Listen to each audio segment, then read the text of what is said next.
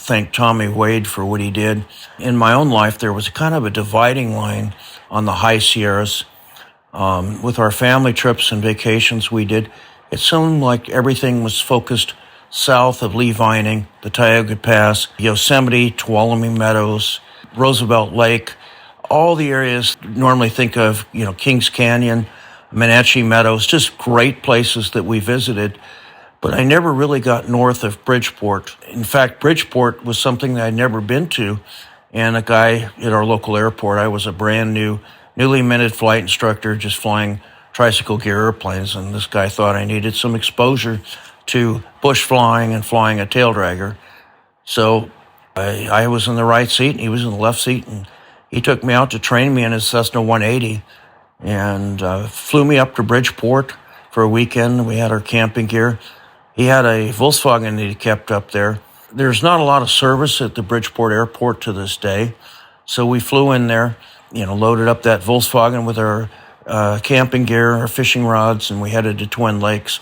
In those days, Twin Lakes had very few campsites along it. Today, there's almost mile after mile of campsites along the lake. But back in those days, it was very primitive. Beautiful spot. If you're up there in June or July, the summer evenings are gorgeous. On this trip, I got up there in May, and if you're up there in the middle of May, it's cold and storms can come up, and that's exactly what happened to me. Something that I'd heard about, we in Boy Scouting had some people that were graduates of the survival schools in the military, so we were all subject to their training, having to make snow caves. And the coldest I've ever been was in a self-made snow cave, trying to make sure that I didn't get frostbite anywhere. But if you've ever been in a snow cave, it's really hard to sleep when it's that cold. Now, I was safe, but cold. And so to this day up near Bridgeport, the Marines have their winter training, their winter survival training, and their winter warfare training up there. They have a base that they do that training in. And I can tell you, just from my trip in May, when the wind is blowing down those passes, it can be extremely cold. I have no desire to sleep with nothing but a sleeping bag and snow around me again in my life if I can avoid it. And the key is to stay dry, stay out of the wind, and do everything to manage your perspiration so you don't perspire.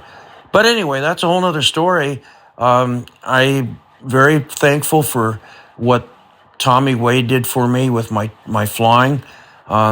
He took me to some off-airport locations. We did some mountain flying. I was uncomfortable flying that close to the terrain. Later on, I did some real formal mountain training. I took an AOPA mountain flying course where I was taught to always fly down the canyons, to be considerate of the downdrafts on the lee side of the mountains. Tommy talked about all those things, but I really actually got a chance later on to really use those. I did a lot of flying, and eventually I was an instructor with MAF and the Twin Otter.